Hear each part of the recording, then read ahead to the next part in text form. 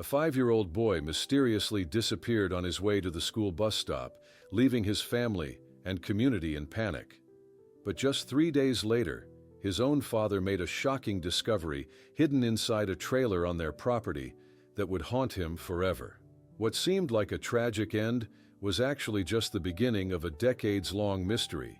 Despite extensive investigations, the case went cold and remained unsolved for over 30 years. But in 2021, advances in forensic technology finally connected crucial evidence, and in 2024, the shocking arrests that followed left everyone questioning everything they thought they knew about this family tragedy. Subscribe to the channel, leave your like and comment what part of the world you're watching from, because now I'm going to tell you how it all happened. "Justin, don't forget your lunchbox," Megan Turner called from the porch, her breath making small clouds in the March morning air. 5-year-old Justin Lee Turner turned around, his red hoodie bright against the misty gravel driveway. His blonde hair peeked out from under the hood as he ran back to grab his Power Rangers lunchbox. "Sorry, Mom Megan," he said, taking the box from her outstretched hand. "Have a good day at school, buddy. Learn something new for me," she said, ruffling his hair. Justin nodded and started back down the driveway toward the bus stop just 100 yards away at the end of Maple Lane. Megan watched until he reached the corner where other children were gathering, then went inside to finish getting ready for work. The morning of March 3rd, 1989 began like any other Friday in Oak Ridge, South Carolina. The small town was just waking up, neighbors waving to each other as they collected newspapers from their front yards. At 3:30 that afternoon, Megan's phone rang at the dental office where she worked as a receptionist. "Is this Mrs. Turner?" the voice on the other end asked. "This is Dorothy from the school bus service. Justin wasn't at his stop today." Megan's hand tightened around the phone. "What do you mean? He didn't get off the bus?" "No, ma'am. He wasn't on the bus at all today." Megan stood up so quickly her chair rolled backward and hit the wall. "I need to call the school." Minutes later, her worst fears were confirmed. Justin had never arrived at Oak Ridge Elementary. Her hands shook as she dialed Victor's cell phone. "Victor, Justin's missing," she said, her voice breaking. "He never made it to school." Victor Turner dropped his hammer at the construction site and ran to his truck without even telling his boss. The 15-minute drive home felt like hours.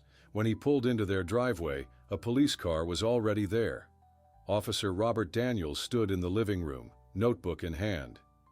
"Tell me everything again," Officer Daniels said. "What time did Justin leave for the bus?"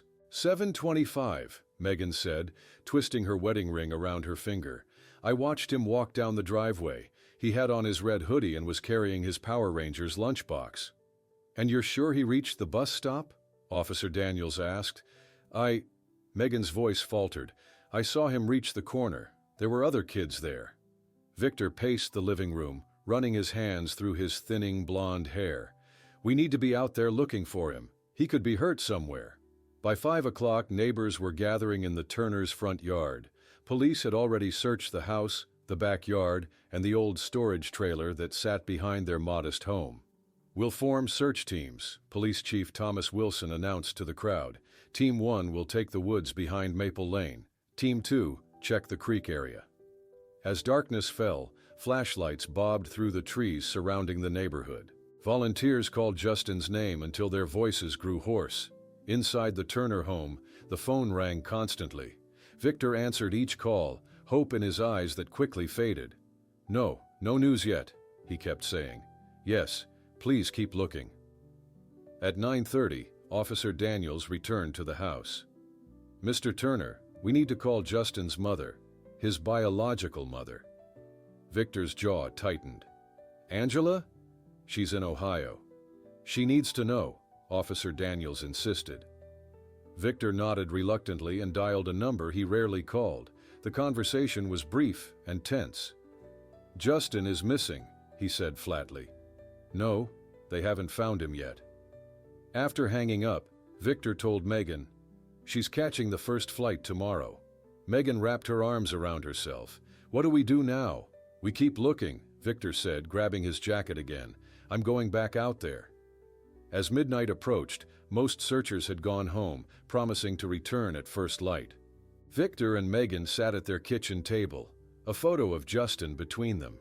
His smile showed a missing front tooth, his eyes bright with childish joy. "He has to be somewhere," Victor whispered, his voice cracking. "People don't just vanish." Outside, the wind picked up, rustling through the trees around their property. Somewhere in the distance, a dog barked, the sound echoing through the now silent streets of Oak Ridge. The first night without Justin had begun. The morning sun broke through the clouds as Victor stared out the kitchen window. 3 days had passed since Justin disappeared, and the Turner home had become the center of a massive search operation. "Mr. Turner?" a voice called from the front door. "FBI is here." Special Agent Thomas Wilson strode into the living room, his dark suit a stark contrast to the casual clothes of the local police. Chief Robert Daniels stood beside him. "We're setting up a command center at Oak Ridge Community Church," Agent Wilson explained.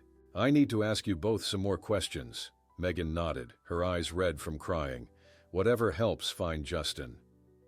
Outside, the small town of Oak Ridge had transformed. Volunteers gathered in groups, ready to search again. FBI agents unloaded equipment from black SUVs. News vans lined the street, reporters talking into cameras. "We need to check every inch of those woods again," Agent Wilson instructed the search teams. "Form lines, 5 feet apart. If Justin wandered off, we'll find him." By noon, divers were checking the small lake half a mile from the Turner home. Officers went door to door, showing Justin's picture to neighbors. "Did you see anything unusual Wednesday morning?" Detective James Collins asked Mrs. Peterson next door. "Nothing," she answered, "but my son Danny sometimes plays with Justin. He's been asking when his friend is coming home." Back at the Turner house, a car pulled into the driveway. Angela Winters stepped out, her auburn hair blowing in the breeze. A blonde woman followed her. "That's her," Victor muttered, watching from the window. "She brought her friend Lauren." When Angela entered, the temperature in the room seemed to drop. She looked directly at Victor, ignoring Megan completely. "What happened to my son?" Angela demanded. "He disappeared walking to the bus," Victor answered stiffly. "We've been searching non-stop." Agent Wilson intervened. "Ms. Winters, I'm leading this investigation. We need your help, not conflict." That afternoon, all 3 parents stood before news cameras on the front lawn. "Please," Angela pleaded, her voice breaking. "If anyone has seen Justin, call the police. He's 5 years old, blonde hair, and was wearing a red hoodie." Victor added, "We just want our son home." Behind the cameras, Lauren whispered to Angela, "They keep saying, 'our son,' like you don't exist." "Not now," Angela murmured. "This is about Justin, not old fights." As darkness fell again, search dogs arrived. Their handlers led them around the property, starting at the driveway where Justin was last seen. "The dogs are showing interest in the backyard," Officer Daniels told Agent Wilson, "but they're not finding anything specific." For the 3rd night, volunteers held flashlights, calling Justin's name through the woods. At the elementary school, hundreds gathered for a candlelight vigil. "We won't give up until Justin comes home," the principal announced to the crowd. Angela stood apart from Victor and Megan, the custody battle that had separated them still a fresh wound. 2 years earlier, the court had granted Victor primary custody after questioning Angela's stable housing and employment in Ohio. "I should have fought harder," Angela whispered to Lauren. "I should have stayed in South Carolina." "This isn't your fault," Lauren assured her. Later that night, as agents continued working at the command center, Victor's phone rang. He answered it in the kitchen, his back turned to everyone. "Who is this?" he asked, his voice suddenly tense. "Don't call here again." When Agent Wilson asked about the call, Victor shook his head. "Wrong number, nothing important." But Detective Collins noticed how Victor's hands trembled as he put down the phone. "Something's not right," Collins told Agent Wilson quietly. "We've searched that property 3 times now. The trailer, the shed, everywhere." "Keep looking," Wilson replied. 5-year-olds don't vanish into thin air." As midnight approached on the 3rd day, exhaustion had settled over the search teams. No trace of Justin had been found. No clothing, no lunchbox, nothing to indicate where he might have gone after walking down that driveway. Victor stood alone on his front porch, looking out at the flashlight still moving through the distant trees. His face showed the strain of 3 days without sleep, but something else too, something Detective Collins couldn't quite identify. Was it fear, grief, or something darker that the detective couldn't yet name? The phone in the Turner house rang just after dawn on the 4th day. Victor lunged for it, nearly knocking it off the table. "Hello?" His voice was hoarse from days of shouting Justin's name. There was silence on the other end, then a click. The same caller from last night. Victor set the phone down slowly, his face pale. Something changed in his expression. A decision made. He grabbed his jacket and walked out to the old trailer behind their house. 20 minutes later, neighbors heard screaming from the Turner property. Victor ran from the trailer, falling to his knees in the dirt driveway. His cries brought people running from all directions. "911! Someone call 911!" he shouted, his voice breaking. "I found him! I found Justin!" Police Chief Daniels was first to arrive, rushing past Victor to the trailer. Inside, the scene made him stop in the doorway. Justin lay on an old mattress, his small body still wearing the red hoodie. Next to him was a small stuffed dinosaur toy, a green T-Rex that hadn't been there when he left for school 4 days earlier. "Don't let Ms. Winters come here," Chief Daniels ordered an officer. "Keep everyone back." Detective Collins arrived minutes later, confusion on his face. "This is impossible," he said quietly to Chief Daniels. "I searched this trailer myself, twice." "I know," the chief replied. "We all did." Megan stood on the porch, shaking, as more police cars arrived. "Is it him?" she kept asking. "Please tell me it's not him." Agent Wilson took control of the scene, ordering crime scene tape around the entire property. "This is now a homicide investigation," he announced. The medical examiner, Dr. Elaine Foster, arrived wearing blue scrubs. She knelt beside Justin's body, performing her initial examination with gentle hands. "No obvious injuries," she noted. "But look at this, cereal in his stomach contents, recently eaten." Agent Wilson frowned. "Cereal?" His parents said he left for school without breakfast. 2 hours later, the news spread through Oak Ridge. Neighbors gathered on the street, many crying. Justin's classmates didn't understand what happened, but they knew their friend wouldn't be coming back to school. They brought teddy bears and toys, creating a small memorial at the end of the driveway. Angela was shopping for supplies with Lauren when her phone rang. "Ms. Winters, this is Agent Wilson. I need you to come to the hospital right away." "Did you find him? Is he okay?" Hope filled her voice. "Please, just come now." At the hospital, Agent Wilson met Angela in a small waiting room. His face told her everything before he spoke. "We found Justin," he said softly. "I'm so sorry." Angela's scream echoed through the hallway. Lauren caught her as she collapsed. Later that afternoon, Angela stood in the cold room of the morgue. Her hands trembled as she looked at her son. "Can I hold him?" she asked Dr. Foster. "I'm sorry, but we can't allow that yet," the doctor explained gently. "We need to complete the examination." Angela noticed the small green dinosaur toy on the table nearby. "That's Rexy," she whispered. "I gave him that for his birthday last year. He loved it." "Would you like it to be buried with him?" Dr. Foster asked. Angela nodded, tears falling. Yes, he'd want Rexy with him. Back at the Turner home, Victor and Megan were separated for questioning. Detective Collins interviewed Victor in the living room. "Tell me again how you found him," Collins pressed. I felt like I should check the trailer again," Victor explained, his hands shaking. "Something told me to look there. Even though we searched it multiple times?" "I can't explain it," Victor said, wiping his eyes. "I just knew." In the kitchen, Agent Wilson questioned Megan. "Did Justin take his dinosaur toy to school that day?" he asked. Megan shook her head. "Number Rexy stays in his room. He's afraid of losing him." "Then how did it end up with him in the trailer?" Megan's eyes widened. "I don't know. I don't understand any of this." As night fell on Oak Ridge, the community struggled with the horrible truth. The search for a missing boy had become a murder investigation. Everyone wondered the same thing. Who would want to hurt 5-year-old Justin Turner, and how did his body appear in a place that had already been searched? The small white chapel was filled to capacity for Justin Lee Turner's funeral. Angela sat in the front row, clutching the program with her son's smiling face. Victor and Megan sat across the aisle, separated by an invisible wall of grief and suspicion. After the service, FBI agent Wilson approached Detective Collins outside the church. "We need to move quickly now," Wilson said. "The autopsy report came in this morning."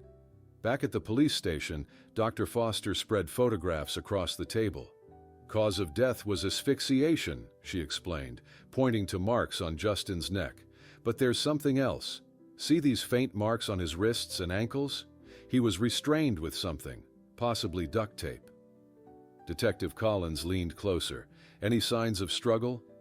"Minimal," Dr. Foster replied. "He may have been sedated. The toxicology report should tell us more." Agent Wilson picked up a plastic evidence bag containing fibers from the mattress where Justin was found. "We're sending these to the FBI lab," he said, along with samples from the dinosaur toy and his clothing. The next morning, Detective Collins interviewed Justin's school bus driver, Martha Jenkins, a gray-haired woman who had driven the route for 20 years. "I never saw Justin that morning," Martha said firmly. "I waited at the stop like always, but he never showed up." "Did you notice anything unusual?" Collins asked. "Any strange cars or people?" Martha shook her head. "No, sir. Just the regular kids and parents." Later that day, Collins and Wilson sat with Justin's kindergarten teacher, Miss Patricia Green, in her classroom surrounded by children's artwork. "Justin seemed different the week before he disappeared," Miss Green said, fidgeting with a crayon on her desk. "Usually he was so talkative, but he got really quiet." "Did he say why?" Wilson asked. "He just said he didn't want to go home," Miss Green replied. "I asked if everything was okay, and he said his dad gets mad when he talks about his real mom." Collins wrote this down carefully. "Did you report this?" Miss Green looked down. "I meant to, but we had that field trip and then, I'm so sorry." The investigation soon turned to Victor and Megan. Financial records showed they were 3 months behind on their mortgage payments and had maxed out 2 credit cards. "Look at this," Agent Wilson said, pointing to a document. 6 months ago, they took out a $250,000 life insurance policy on Justin. Collins frowned. "That's a lot of money for a 5-year-old. "Victor claims it was part of a family financial plan," Wilson replied. "They have policies on themselves, too." The agents brought in 5-year-old Danny Peterson, Justin's best friend, and his mother for a gentle interview. "Justin told me a secret," Danny said, holding his mother's hand tightly. "He said his dad gets really, really mad sometimes. He yells and breaks things." "Did he say what makes his dad mad?" Collins asked. Danny nodded. "When he talks about his real mom. He's not supposed to." The investigation also examined Angela Winters. Could a mother desperate to regain custody take such extreme measures? "We checked her alibi," Collins told Chief Daniels. "She was at work in Ohio when Justin disappeared. Multiple co-workers confirm it." "And the dinosaur toy?" Chief Daniels asked. "She gave it to him last year," Collins explained, "but it should have been in his bedroom, not with him at the bus stop." As weeks passed, the investigation stalled. The forensic evidence was inconclusive. The Turner house was searched multiple times, revealing nothing new. Neighbors were interviewed again, but no one had seen anything unusual that morning. 2 months after Justin's death, Agent Wilson was called back to Columbia. "We're keeping the case open," he told Collins, packing his files, "but without new evidence." "Someone killed that boy," Collins said firmly, "and I'm not giving up." As summer arrived in Oak Ridge, the police tape around the Turner property was removed. Victor and Megan returned to their home, though the whispers followed them everywhere they went. The dinosaur toy, now tested for evidence, was returned to Angela. She placed it on Justin's grave next to fresh flowers. "I'll find out what happened to you," she whispered to the small headstone. "I promise." The wooden front door of the Turner house slammed shut. Inside, Victor hurled his coffee mug against the wall, shattering it into dozens of pieces. "I can't do this anymore, Megan," he shouted. "Everyone in this town looks at us like we're monsters." Megan stood in the doorway, her arms crossed. "What do you expect, Victor? Our son is dead, and the police still have questions they can't answer." "He was my son," Victor said, his voice breaking. "Not ours." 1 year had passed since Justin's death. The investigation had gone cold, but suspicion continued to follow the Turners like a shadow. "I took a job in Jacksonville," Megan said quietly. "In Florida. I start next month." Victor looked up, surprised. "You're leaving?" "We both know this marriage died with Justin," she replied. "I need a fresh start." By 1992, 3 years after Justin's death, Victor and Megan's divorce was final. Megan moved to Florida, slightly changing her name to Megan Blackwell. She told her new neighbors she had no children and never mentioned South Carolina. Victor remained in the same house, becoming increasingly isolated. He drank more, worked less, and rarely spoke to neighbors. The only visitor to his home was Detective Collins, who still stopped by occasionally with the same questions. "I didn't kill my son," Victor would say each time. "How many times do I have to tell you that?"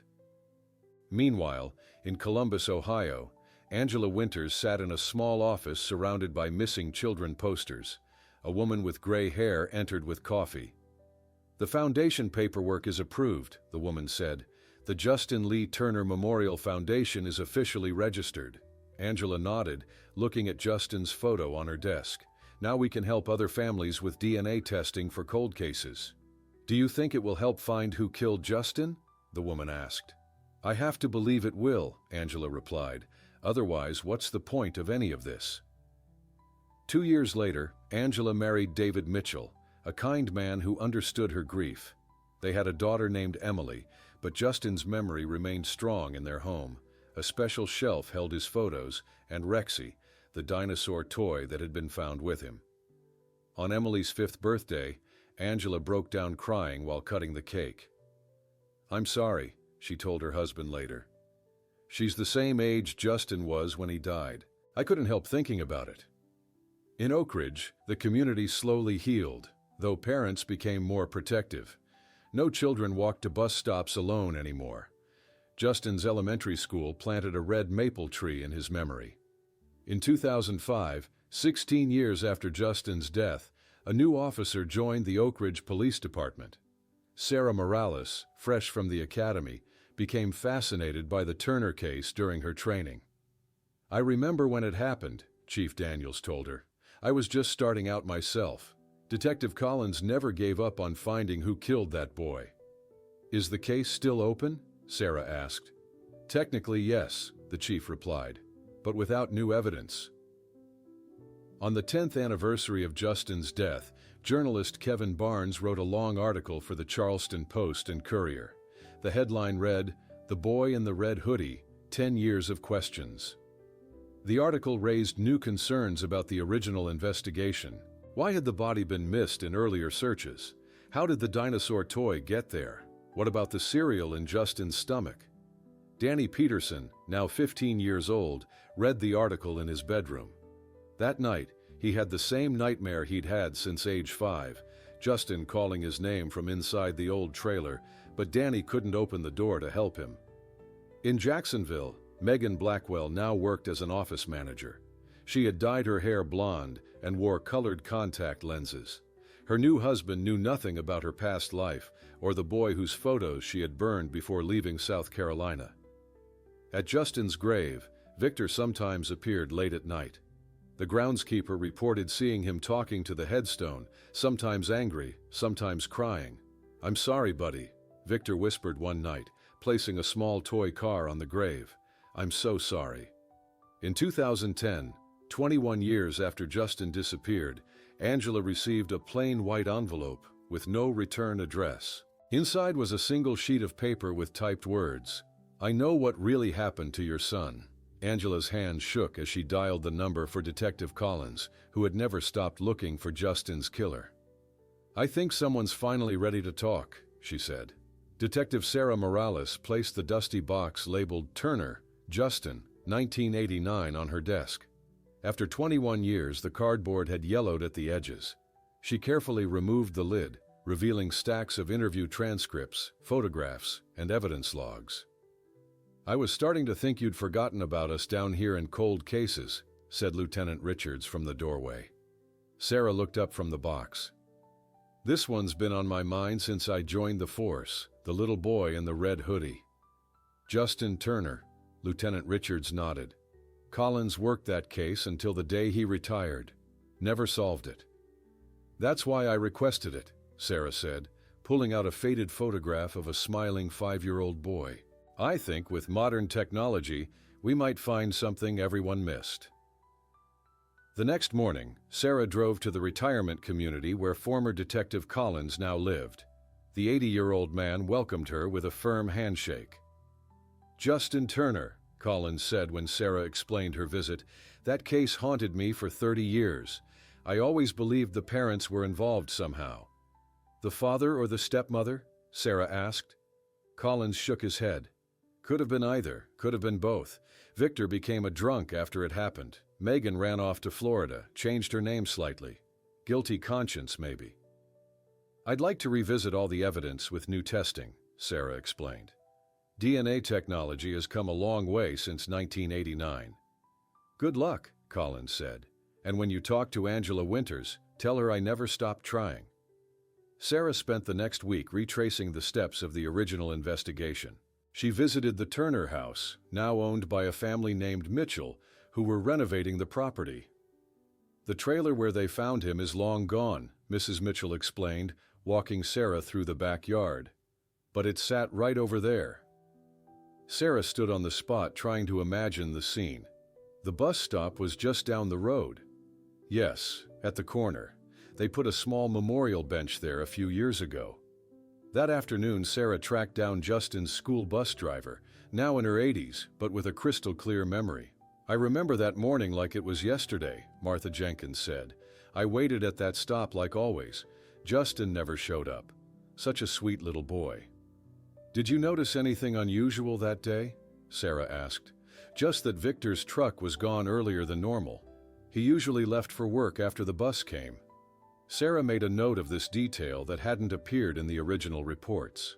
Next, she located Justin's kindergarten teacher, Patricia Green, now retired in Charleston. "I've carried the guilt for years," Patricia admitted. "The week before he disappeared, Justin told me he was scared to go home sometimes. I should have reported it immediately." "Did he say why he was scared?" Sarah asked. "He said his dad and mom Megan got angry when he talked about his real mom. I thought it was just typical blended family tension." The biggest breakthrough came when Sarah applied for a grant to retest evidence using modern forensic techniques. The carefully preserved fibers from the mattress where Justin was found, the dinosaur toy, and trace evidence from his clothing were sent to an advanced lab. Sarah also discovered the foundation Angela had created and arranged a meeting at a coffee shop in Columbia. "I never thought anyone would look at Justin's case again," Angela said, now in her 60s with streaks of gray in her auburn hair. "I believe we can find answers," Sarah assured her. "Technology has advanced so much." Together, they created a detailed timeline on Sarah's laptop, questioning the official narrative. "Victor called 911 rather than bringing Justin into the house," Sarah noted. "That's unusual behavior." "And the dinosaur toy," Angela added. "Justin never took Rexy to school. He was afraid of losing him. Plus, how did Justin's body appear in a location already searched twice?" Sarah wondered aloud. When they finished, Sarah had a list of 20 questions the original investigation had never fully answered. Back at the station, Sarah assembled a team to review the case. Forensic psychologist Dr. Amanda Rivera analyzed the family dynamics. FBI cold case specialist Agent Mark Peterson offered new investigative approaches. "We need to look at this case as if it just happened," Sarah told them. "Forget the original conclusions." As they worked late into the evening, Sarah's phone rang. The lab was calling with the DNA results. "Detective Morales," the technician said, "you need to see this right away. We found something on the evidence from the Turner case. DNA doesn't lie, Sarah Morales said, staring at the lab results on her computer screen. We found Victor and Megan's DNA on materials used to restrain Justin. Sarah pushed the report across the desk to Agent Peterson. The evidence was clear. Tape residue found on Justin's skin contained DNA from both Victor and Megan Turner. This is our breakthrough, Sarah said. The original investigation didn't have this technology. Her phone rang. It was Mrs. Mitchell, the new owner of the Turner house. Detective Morales? You need to come here right now. We found something in the wall. Sarah arrived at the Turner house 30 minutes later. Mr. and Mrs. Mitchell led her to the attic where they were renovating. We were removing this old drywall, Mr. Mitchell explained, pointing to a hole in the wall. There was a space behind it with this inside. He handed Sarah a small book with a faded floral cover, a diary. Have you read it? Sarah asked. Just the first page, Mrs. Mitchell said. It's disturbing. Back at her office, Sarah carefully examined the diary. The handwriting matched samples of Megan's from the original case file. The first entry was dated January 12, 1989. Justin asked about his real mother again today. Victor got so angry afterward. I wish he would stop mentioning her. Every time he does, it reminds Victor of what he lost. Sarah continued reading through the entries. The diary revealed Megan's growing resentment of Justin and how the boy reminded Victor too much of Angela. February 28, 1989, just 3 days before Justin disappeared, contained the most chilling entry. Victor says we can't go on like this. The bills keep piling up. Something has to change. Sarah immediately obtained a search warrant for Victor's current residence. The search team found a box in his attic containing Justin's possessions, school projects, drawings, and photographs Victor had claimed were lost years ago. Why would he keep these hidden? Agent Peterson asked. The same reason Megan hid her diary, Sarah replied. Guilt. Sarah interviewed former neighbors who shared observations they had previously thought unimportant. Megan was very controlling with Justin, said Mrs. Henderson, who had lived next door. Once I saw her grab his arm really hard when he mentioned his mom in Ohio. Victor had a quick temper, Mr. Davis from across the street recalled. I heard him yelling at the boy more than once. Meanwhile, journalist Kevin Barnes published a podcast series about Justin's case that quickly went viral. One listener was Danny Peterson, now an adult EMT living in Columbia. Danny called the tip line Sarah had established. I need to talk to you about Justin Turner, he said. There's something I never told anyone. The next day, Danny sat across from Sarah in the interview room. Justin told me something the day before he disappeared, Danny explained, his hands shaking slightly. He said he was afraid to go home sometimes because Dad and Mom Megan get really mad when I talk about my real mom. I was only 5 then. I didn't understand what it meant. Did you tell your parents? Sarah asked. Number Justin made me promise not to tell. He said it would make things worse. Sarah's financial investigation revealed more damning evidence. The life insurance policy on Justin was worth $250,000, an enormous sum in 1989. The Turners were deeply in debt, Sarah told her team. 3 months behind on their mortgage, maxed out credit cards, and Victor's construction business was failing. The most disturbing discovery came when Sarah reviewed old home videos from the Turner house. In one video, Victor grabbed Justin roughly when the boy mentioned wanting to call his real mommy. Look at his face, Sarah said, freezing the frame. That's not normal parental discipline. That's anger. By the end of her investigation, Sarah had assembled a complete picture of what really happened. The evidence suggested Victor and Megan had kept Justin home that day, never sending him to school. The cereal in his stomach proved he had eaten breakfast at home. Sarah stood in front of the evidence board in her office, looking at all the pieces now connected. They killed him, she said quietly. Then they hid his body and pretended he disappeared on the way to school. After the searches came up empty, they found him in the trailer. She picked up her phone to call the district attorney. I need arrest warrants for Victor Turner and Megan Blackwell, she said. We're finally going to get justice for Justin. Sarah Morales sat at her desk, assembling the final pieces of evidence that would reveal the truth about Justin Lee Turner's death. The DNA results, Megan's diary, and witness statements all pointed to one horrifying conclusion. "We need to document exactly what happened that morning in 1989, Sarah told her team, from beginning to end. Using evidence and testimony, Sarah reconstructed the events of March 3, 1989. On a large whiteboard, she wrote the timeline. 6:30 in the morning. Justin wakes up and comes downstairs for breakfast. He was eating his favorite cereal, Sarah explained. That's why it was in his stomach when they found him. 7:15 in the morning, Victor and Megan decide Justin isn't going to school that day. According to Megan's diary, Justin mentioned wanting to call his mother that morning, Sarah said. That's what triggered everything. Agent Peterson nodded. The bus driver confirmed Victor's truck was gone earlier than usual. He was hiding Justin's body temporarily. Sarah continued writing on the whiteboard. 7:25 in the morning. Megan pretends to send Justin to the bus stop, but he never leaves the house. She staged it, Sarah said. She watched him walk partway down the driveway, then called him back inside after the neighbors couldn't see anymore. 8 o'clock in the morning. Justin is already dead. The medical examiner's revised report shows he was given excessive amounts of his allergy medication, Sarah explained. They sedated him first, then suffocated him. 3:30 in the afternoon. Megan calls the school, pretending she just learned Justin never arrived. It was all an act, Sarah said. They knew exactly where he was. Sarah's phone rang. It was the district attorney. We've approved the arrest warrants, he said, for both Victor Turner and Megan Blackwell. First-degree murder, conspiracy, and obstruction of justice. Sarah gathered her team for the final briefing. Victor and Megan planned this together, she told them. The life insurance policy was their motive. $250,000 in 1989, money was enough to solve all their financial problems. Detective Wilson frowned. How did they explain the dinosaur toy being with Justin? He didn't take it to school. They added it later, Sarah explained. When they found his body in the trailer, it was their way of making it look like someone had taken Justin. A kidnapper wouldn't have known about his favorite toy. The next morning, Sarah drove to Victor Turner's house with 4 police officers. Victor had aged poorly, his face lined and weathered from years of drinking.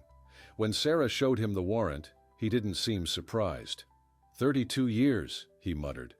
I always knew this day might come. At the same time, FBI agents in Jacksonville arrested Megan Blackwell at her office. Her husband watched in shock as she was handcuffed and led away. There must be some mistake, he kept saying. My wife doesn't even have children. Back at the station, Sarah interviewed Victor. His attorney sat beside him, but Victor seemed resigned to his fate. It was Megan's idea, Victor said, his voice hollow. The insurance policy, hiding him in the trailer, all of it.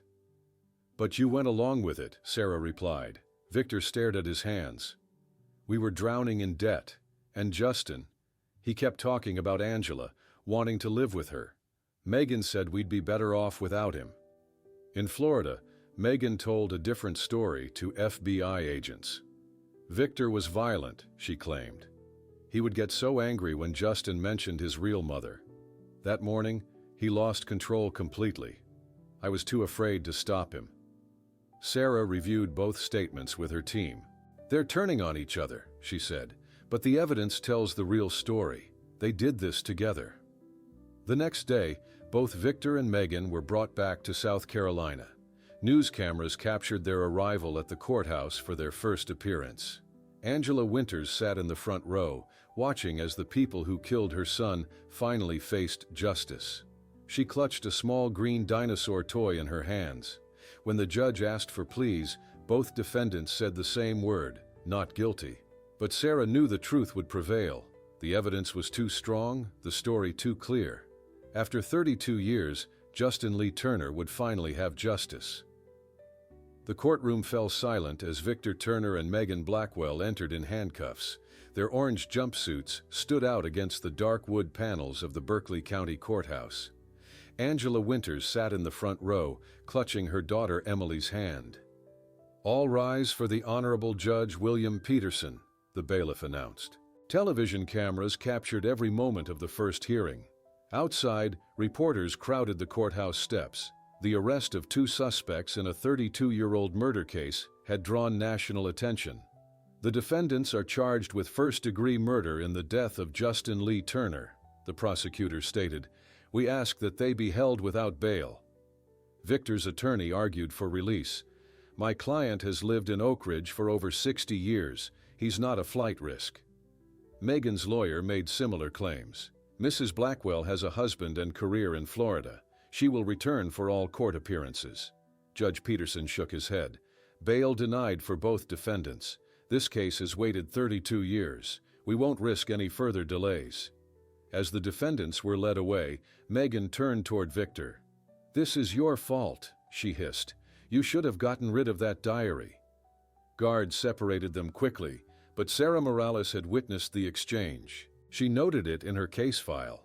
The legal challenges began immediately. Megan's attorney filed motions to exclude the diary from evidence. This diary was found in a wall by new homeowners, the lawyer argued in a hearing. The chain of custody is broken. Anyone could have placed it there. The prosecutor countered, handwriting analysis confirms it belongs to Megan Turner. The details within match evidence from 1989. Judge Peterson took 3 days to decide. The diary is admissible, he finally ruled. The jury will determine its weight as evidence. Victor's defense team questioned the reliability of DNA testing on such old samples. These techniques didn't exist when the evidence was collected, his lawyer argued. Proper preservation protocols weren't followed.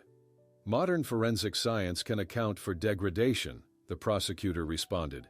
The DNA results are conclusive. As the trial date approached, Victor and Megan turned against each other completely. Victor's attorney informed the district attorney they wanted to make a deal. My client will testify against Megan Turner, he offered. She was the mastermind. She planned everything. Megan's attorney made a similar offer hours later. Mrs. Blackwell was a victim too, her lawyer claimed. She lived in fear of Victor's violence. The district attorney rejected both offers. We're trying them together, he told Sarah. Let the jury see how they point fingers at each other. 3 months after the arrests, the trial began. The courtroom was packed with reporters and community members. Many wore red ribbons pinned to their clothes in memory of Justin. Angela took the stand on the second day. She described her last phone call with Justin. He told me he missed me, Angela testified, her voice breaking. He said he wanted to come home to Ohio. That was the last time I heard his voice. Victor stared at the table during her testimony. Megan watched Angela with cold eyes. Danny Peterson testified about Justin's fear of going home. He made me promise not to tell anyone, Danny explained. He said his dad and mom Megan would be really mad if they knew he told me. The most powerful testimony came from the forensic expert who analyzed the DNA evidence. The tape residue on Justin's skin contained DNA matching both defendants, she explained. The statistical probability of a random match is less than 1 in 1 trillion. Sarah Morales presented the timeline she had reconstructed, showing how Victor and Megan had manufactured the disappearance story. Justin never left for school that morning, Sarah testified. The defendants kept him home, sedated him with his allergy medication, and then killed him. After 3 weeks of testimony, the case went to the jury. They deliberated for 2 days. The courtroom was silent when they returned. The foreman stood. On the count of first-degree murder, we find the defendant Victor Turner guilty. Angela closed her eyes as tears fell. On the count of first-degree murder, we find the defendant Megan Blackwell guilty. Outside the courthouse, Sarah spoke briefly to reporters. This case shows that justice may be delayed, but it will not be denied. No matter how much time passes, we will not forget victims like Justin Turner. The sentencing hearing was scheduled for the following month. Both defendants faced life in prison without parole. As Victor was led from the courtroom, he looked at Angela one last time.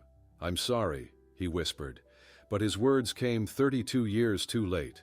The judge's gavel struck with finality. Victor Turner and Megan Blackwell, you have been found guilty of the murder of Justin Lee Turner. I hereby sentence you both to life imprisonment without the possibility of parole."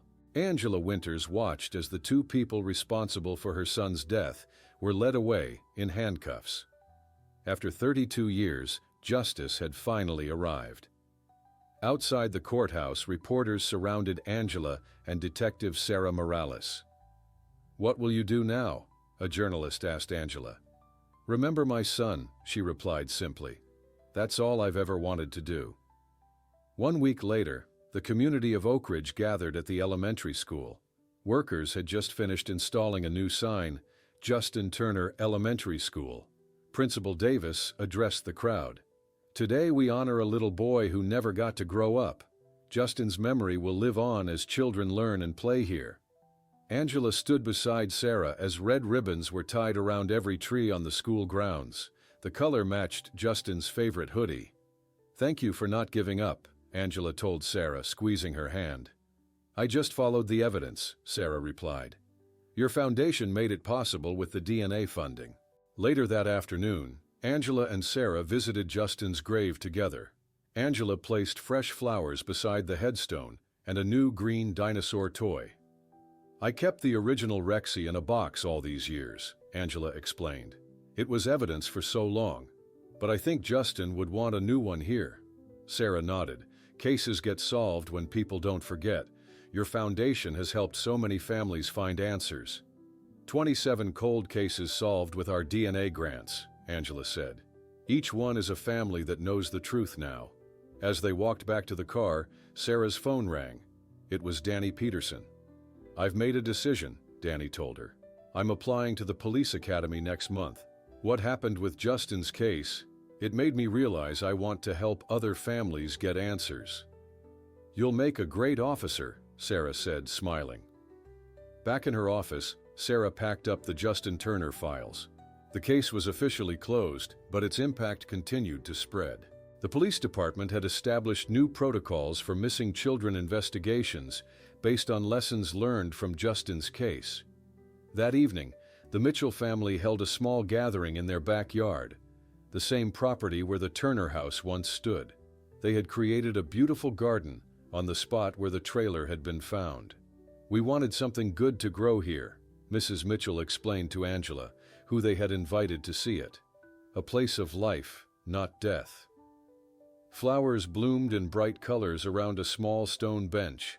A single red maple tree provided shade.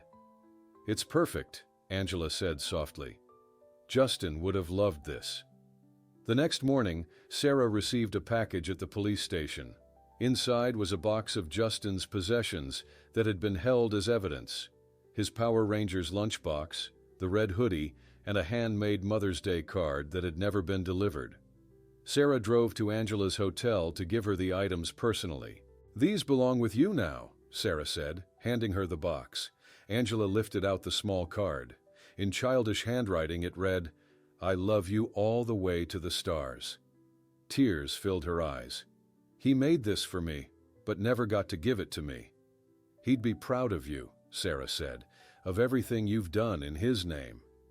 1 month later, Angela stood before a group of college students. "The Justin Lee Turner Scholarship will help children who have overcome trauma pursue careers in law enforcement, counseling, or social work," she announced. The first recipient, a young woman who had lost her brother to violence, accepted the award with tears in her eyes. "Justin's life was short," Angela told the audience, "but his legacy will be long. Through this scholarship, through his foundation, through the children who play at his school, my son will be remembered. And through remembering, we heal." As she finished speaking, Angela looked up. Somewhere among the stars, she knew Justin was watching. Justice had been served, and his story would continue to make a difference for many years to come.